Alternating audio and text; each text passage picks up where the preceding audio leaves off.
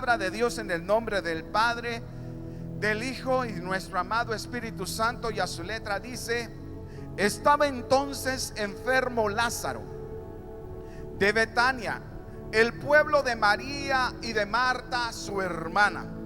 Enviaron pues las hermanas para decir a Jesús: Señor, he aquí al que amas está enfermo. Oyéndole Jesús le dijo: esta enfermedad no es para muerte, sino para gloria de Dios, para que el Hijo de Dios sea glorificado por ella. Óiganlo bien, la relación que tenía Jesús con esta familia. Marta, Lázaro y María eran amigos de Jesús. Eran personas allegadas. Aparte de ser discípulos, eran personas allegadas. Porque cuando María se acercó a él y él empezó a decir qué había sucedido, la gente le decía: está enfermo el que amas. O sea, no le dijeron el nombre de Lázaro, sino está enfermo el que amas. Quiere decir que había una cercanía, ¿por qué no decirlo?, de amistad, donde Jesús compartía en ese hogar, donde Jesús era amigo de estas personas. Yo le puedo decir y usted puede decir: Jesús me ama. ¿Lo puede decir, iglesia? Dígalo: Jesús me ama. Vamos, Jesús me ama. Claro que sí nos ama. Pero el amor de Jesús, hay veces en nuestras vidas nosotros no lo entendemos. Dice, cuando él se dio cuenta y enviaron sus hermanas a decirle: el que amas está enfermo. Oyéndolo, Jesús le dijo: a esta enfermedad no es para muerte, sino para gloria de Dios. Jesús recibe la noticia de que su amigo está mal, pero le hace saber que Dios se glorificará en medio de la enfermedad y de la gravedad. Y esto siempre sucede porque Dios siempre está interesado de que su nombre sea exaltado en cualquier manera. Alguien dijo: Dios nunca dejará de formarte. Aprovechará cada evento de tu vida para tratar contigo, con tu carácter, para forjar su diseño en ti y para glorificarse a través de ti. Hay cosas que nunca se manifestarán a menos que Dios permita que seamos probados al extremo. Cada vez que usted va a la joyería y usted quiere comprar una prenda de oro, siempre usted le pregunta: ¿de cuántos quilates es? O el vendedor le pregunta a usted: ¿de cuántos quilates quiere la prenda de oro? Y muchos decimos: pues yo quiero una de 18 quilates. Otros dicen: pues no tengo mucho dinero, una de 10. Y otros: pues de 24 para que sea del buen oro. Y otros terminamos diciendo: no, hermano, no tiene algo que tenga baño de oro, porque no hay dinero. Y así nosotros mismos escogemos la prenda que nosotros deseamos tener o regalar.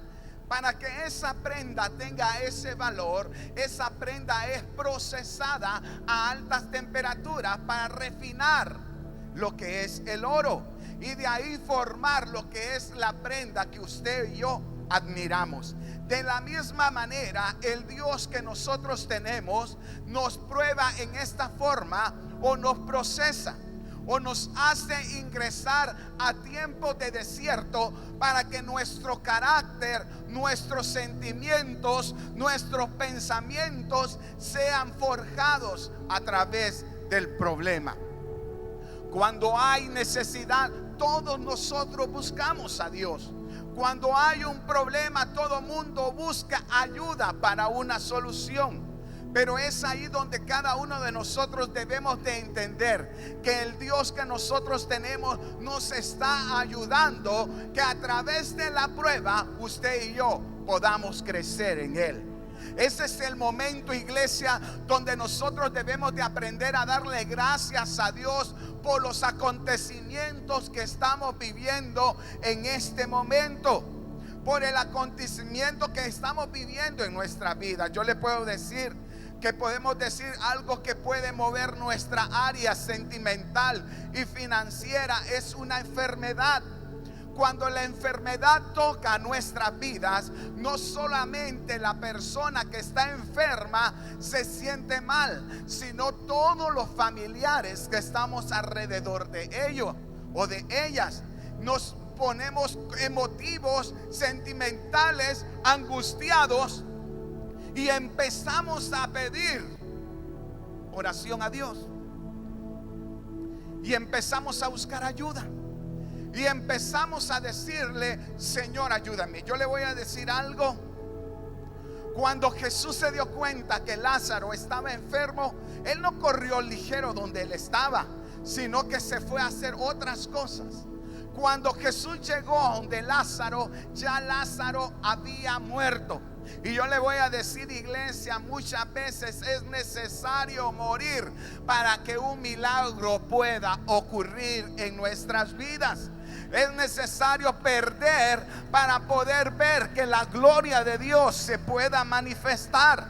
Y a mí me emociona este versículo, y a la vez me pone a pensar. Porque digamos, hay momentos donde nosotros quisiéramos que con el chasquido de nuestros dedos poder cambiar las situaciones que estamos viviendo. Y otras veces decimos: ¿por qué no me pasa mejor a mí que a mi ser querido? ¿Por qué no me pasó a mí? Pero hermano, hermana, yo le voy a decir en esta noche: lo que usted está viviendo, el Dios lo ha permitido para que su fe crezca, para que usted pueda avanzar, para que su confianza en Él no vaya a menguar. El diablo te quiere robar la esperanza. El diablo quiere quitar tu confianza en Dios. Pero usted tiene que tomar una decisión. Recuerde que las grandes victorias no son aquellas que se luchan físicamente, sino son aquellas que luchamos en nuestra mente. Esas son las luchas reales. Dígame, si de nosotros hay veces no renegamos por la situación que estamos. Hay veces hemos visto que en nuestra ceiba, en vez de crecer, muchos negocios se están cerrando. Mucha gente está emigrando a otro país. Mucha gente se está moviendo de ciudad a otra ciudad. Y todo mundo habla negativo de nuestra ceiba. Pero nosotros, el pueblo de Dios, somos los llamados a proclamar y a profetizar las cosas que no son como si fuese, para que el reino de Dios se acerque a nuestra ciudad. Si va a haber hambre, iglesia, el pueblo de Dios no va a padecer eso. Si ha de venirlo a la peste de este virus dengue, como quiera, el pueblo de Dios debemos de ser inteligentes, tomar las medidas adecuadas, pero de igual manera debemos de empezar a orar para que Dios sea nuestra protección. Nosotros tenemos en nuestro poder el poder, valga la redundancia, de desatar, de activar, de declarar, de mover los tiempos para que la gloria de Él sea palpable en nuestras vidas. La noticia corrió: Lázaro estaba enfermo y estaba a punto de morir. Cuando a alguien le dan esa noticia, usted va donde vive su familiar, toma un bus, agarra un vuelo, un avión, va donde esta persona está, porque quiere tal vez irle a decir el último adiós. Iglesia, algo que me impacta tremendamente, como lo decía San Juan 3:16, porque de tal manera amó Dios al mundo, que envió a su único Hijo unigénito, para que todo aquel que en Él crea sea sano. Así no lo dice: para que todo aquel que en Él crea sea libre. Para que todo aquel que en Él crea, que dice que tenga, vida eterna. Lo que el enemigo ha querido traer en este momento, cuando la enfermedad está tocando las vidas, o cuando algo está sucediendo en nuestras vidas, es algo pasajero. Y lo que Dios está interesado es que la vida sea eterna. La bendición de Dios no es momentánea. La bendición de Dios es eterna. Y ese es el punto que el diablo no ha entendido. Por eso el enemigo está presto a robar tu eternidad. Porque él sabe su lugar donde él ya va, a un lugar de sufrimiento. Mas si usted guarda su vida en santidad, iremos a un lugar de gozo, a un lugar de felicidad. Hemos estado tanto en este mundo que merecemos eso, pero usted lo va a merecer si guarda su vida en integridad y santidad delante de Dios. Proceso. Juan 11:11 y dice: dicho esto, le dijo pues, nuestro amigo Lázaro duerme, mas voy para despertarle. Entonces Jesús le dijo claramente: Lázaro ha muerto. Y me alegro por vosotros de no haber estado allí, para que creáis, mas vamos a él. Era necesario que Lázaro muriera para que resucitara un nuevo hombre. Lo que denota que hay procesos que no los podemos controlar, que no los podemos negar, que no los podemos evadir, sino que tienen que llegar. Óigalo bien, iglesia, sabemos que la muerte va a llegar a nuestras vidas y eso no lo podemos evitar. Que nosotros oramos para que no llegue en este momento, que nosotros oramos para que se tarde un poquito, porque nadie quiere que un familiar venga.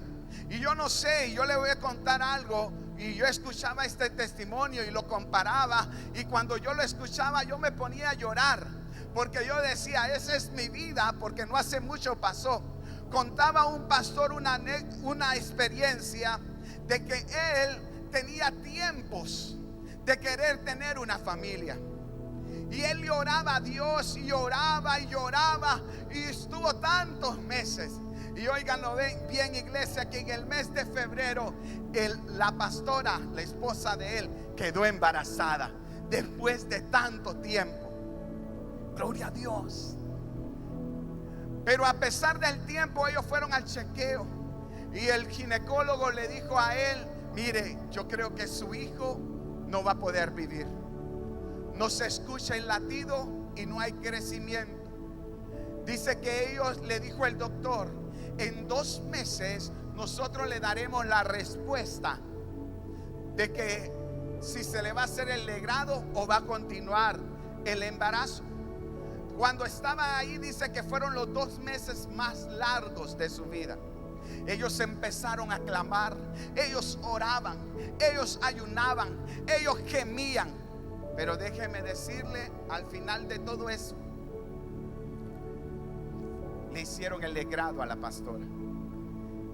Y él decía, estar hablando de Lázaro es un momento difícil, porque llega la disolución, o sea, ya no hay ilusión. Y él decía que no era malo, porque es bueno que nosotros perdamos para poder obtener más adelante. Y él decía, el proceso duele. Muchas veces no lo entendemos. Muchas veces queremos cambiar las situaciones, y hay veces pensamos que nosotros podemos ayudarle a Dios con nuestras vidas o llevándolo a situaciones a nuestros familiares creyendo que pueden sanarse. Y gloria a Dios si ellos llegan a obtener la sanidad. Nada de lo que nos sucede a nosotros, los hijos de Dios, viene sin una causa. Siempre va a haber una bendición de parte de Dios. Tal vez en el proceso usted va a llorar, tal vez en el momento usted puede gritar, tal vez en la situación usted dirá: ¿y ahora quién me va a ayudar? ¿O quién me va a defender? ¿O quién va a suceder el que va a poder evitar las cosas? Yo le digo, hermano, hermana, no importa la situación que esté viviendo, ya sea financiera, emocional, de enfermedad, de problemas. Yo no sé qué es lo que usted está pasando, pero yo le digo en esta noche de que usted debe debe de depender de la mano de Dios y de depositar su confianza en su presencia. Porque muchas veces cuando somos procesados de esta manera, como que nuestra fe mengua, como que nuestra confianza a veces la ponemos en duda. Marta conocía quién era Jesús. María conocía quién era Jesús. Era amigo de ellas.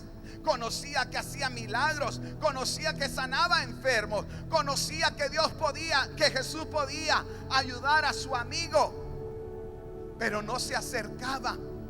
Y Jesús ya sabía que era lo que iba a suceder. Y él le decía a los discípulos: que me alegra que no estén allá, para que ustedes puedan ver lo que Dios va a hacer. El tiempo de ver gloria ha llegado, iglesia. El tiempo de ver lo sobrenatural de Dios ha llegado a nuestras vidas. El tiempo de llamar las cosas que no son como si fuesen ha llegado a nuestras vidas. Óiganlo bien, iglesia, estamos en el mes de la libertad. Cuando nosotros somos libres, nosotros podemos pararnos, levantar nuestras manos, podemos gritar, podemos caminar con nuestra frente en alto y tener la confianza de que Dios está obrando en nuestras vidas. Pero cuando llegan los momentos difíciles, nuestra fe va menguando, nuestra fe va decayendo. Alguien dijo: la vida en el espíritu no es mágica ni automática, sino un proceso de formación. No es la actividad de un evento, sino el proceso de toda una vida. Porque nadie llega a su destino profético sin tener que ser procesados varias veces, muchas veces. Es ahí donde nosotros debemos de entender que Dios está tratando con nuestra mentalidad, que Dios está rompiendo todo paradigma que nosotros pensamos que tenemos en nuestras vidas. Y nosotros hacemos el poder de Dios, hay veces grande y hay veces lo hacemos pequeño. Cuando las situaciones están saliendo de nuestras manos, hay veces hacemos a nuestro Dios pequeño. Yo les pregunto en esta noche: ¿cómo tiene su confianza delante de Dios? ¿Es grande? ¿Cómo Dios le ha resuelto su situación? ¿Por qué no ha tenido respuesta de Dios? ¿Por qué no ha visto que los cielos se han abierto a su favor? Muchos pueden decir: hermano, yo llevo años orando por un milagro y no sucede. Hay procesos que no son para las demás personas, ni para su esposo, ni para su esposa, ni para el que tiene a su lado, sino es para nosotros. Para que nosotros entendamos y aprendamos a ver lo que Dios quiere hacer con nuestra vida, tenemos que morir primero. Usted no va a querer cambiar a su marido si usted no cambia su manera de hablar, si usted no cambia su mentalidad. Usted no va a cambiar su situación financiera si ni usted mismo cree que puede salir adelante. Usted tiene que aprender a creer en usted mismo. Yo siempre le digo, iglesia, que la sangre de Jesús nos limpia de todo pecado y nos hace aptos para estar delante de Dios. Pero el que no se perdona es usted mismo y vive arrastrando el pecado que hace días Dios ya se lo perdonó. Y vive enfrascado recordándolo y diciéndole: es que mi carácter es de esta manera, es que mi forma es de esta manera. Vive llamado y anclado y comprometido con este problema que le es difícil dejarlo y avanzar en su vida. Yo no sé cuántos tienen problemas con su carácter. Todos bregamos con nuestro carácter, todos luchamos con nuestra forma de pensar. Hay veces usted puede estar sentado, tal vez bebiéndose una taza de café, y está pensando cómo lo están traicionando, o le han hablado mal de usted, o lo han señalado. Pero todos estamos en algún momento angustiados, y es ahí donde la mano de Dios quiere ser nuestra ayuda. Primera de Corintios 10:3 dice: no ha sobrevenido ninguna tentación que no sea humano, pero fiel es Dios, que no nos dejará ser tentados más de lo que nosotros podamos resistir, sino que también juntamente con la tentación, la salida, para que podamos soportarlo. Él sabe hasta dónde nosotros podemos lograr y alcanzar y soportar lo que viene en nuestras vidas. Y usted me va a decir, entonces, pastor, entonces Dios nos pone la tentación, o Dios nos manda la tentación. No, iglesia, no somos tentados por Dios. Cada uno de nosotros somos tentados conforme a nuestra concupiscencia. En la palabra de Dios descubrimos a toda aquella persona que Dios llamó para su servicio. Podemos ver que sufrieron. Dígame si alguien en toda la palabra de Dios no sufrió en el servicio a Él. Vemos un Moisés, vemos un José, vemos un Daniel, vemos todos los personajes de la palabra de Dios, un Elías. Todos padecieron, pero de igual manera Dios los usaba en gran manera. Profetizar, dice Juan 11:20.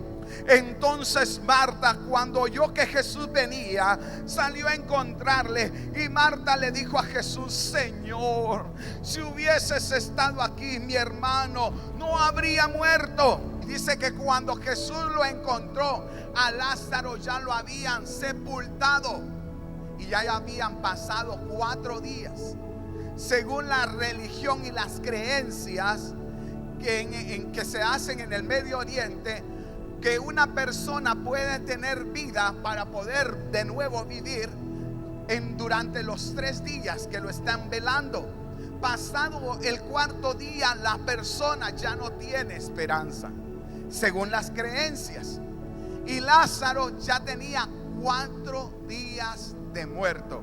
Hermanos, el proceso de descomposición ya estaba en él. O sea que ya yedía. Lázaro ya yedía, ya estaba muerto, no había solución. La gente pensaba, si él hubiera dicho, se imagina, hay veces nosotros no entendemos, y la gente se le acercaba y Marta: ay, Jesús, si hubieses venido a tiempo, tal vez mi hermano no hubiese muerto. Pero yo digo que él llegó en el justo momento que tenía que llegar. Era el momento de cambiar la historia y romper los paradigmas, y aún romper lo que la ciencia piensa y cree. Un muerto resucita. Una persona de 4 días empezó a tener vida cuando escuchó la voz del Maestro. Hoy la voz del Maestro está en este lugar, y Él te está llamando por tu nombre y te está diciendo a que salgas y que vuelvas a vivir, que te sacudas de toda apatía espiritual, que te sacudas de todo conformismo, que te sacudas de todo temor, que te sacudas de toda enfermedad, que te sacudas de toda pobreza. El Maestro ha llegado a este lugar y Él ha venido para que usted y yo tengamos vida y la tengamos en abundancia, para que nosotros ya no seamos esclavos, sino que tengamos la libertad que Él nos está dando. Usted dirá: hermano, ay, hermano pastor, es que hablarlo suena fácil, vivirlo es otro rollo. Solo el que tiene el problema entiende la situación que está viviendo, y pueda que tenga razón, hermano, hermana. Pero yo le digo, más grande es el Dios que yo tengo, y es el que le vengo a predicar. Más grande es lo que Dios te está dando que el problema que estás viviendo. Más grande es lo que Dios te dará a lo que el diablo te ha mentido que te dará. Es tiempo, iglesia, de tomar nuestra posición y decirle que todo aquello que te ate, que salga en el nombre de Jesús. Nuestra libertad ha llegado. Y dice que el Maestro se paró y miró a la multitud. Y cuando miró a la multitud, se llenó de sentimiento y Él lloró. Y todos los que estaban cerca decían: ay, verdaderamente lo amaba. Y a veces Él estaba llorando por la incredulidad que se estaba viviendo en ese momento. Muchos seguimos a Dios por sus favores. Muchos buscamos a Dios por el milagrito. Muchos buscamos a Dios para que me ayude en mis problemas familiares. Muchos buscamos a Dios por una necesidad, no por agradecimiento. Porque cuando hay agradecimiento hay fidelidad. Cuando hay agradecimiento uno predica. Cuando hay agradecimiento uno busca que las demás personas tengan lo que usted ya tiene. Porque lo que en gracia recibimos, en gracia nosotros lo damos. Porque no nos podemos callar, sino que nos debemos de motivar. Iglesia, muchas veces nosotros hemos caído en una frialdad espiritual. Venimos a la iglesia, ay, es domingo, vamos a ir a la iglesia. Tal vez no viene a esta reunión, se va a la de la mañana o se va a la de la noche, o no va a ninguna y se queda en su casa, o se va al Cuero y Salado, o se va a la playa, qué sé yo, donde usted quiera ir. Y es permitido, esa es su vida. Pero cuando nosotros tenemos bien claro cuáles son nuestras prioridades, mi Dios es primero. Y cuando yo claro y pongo en orden mis pensamientos, el Dios que pongo de primero se va a encargar de bendecirme a mí.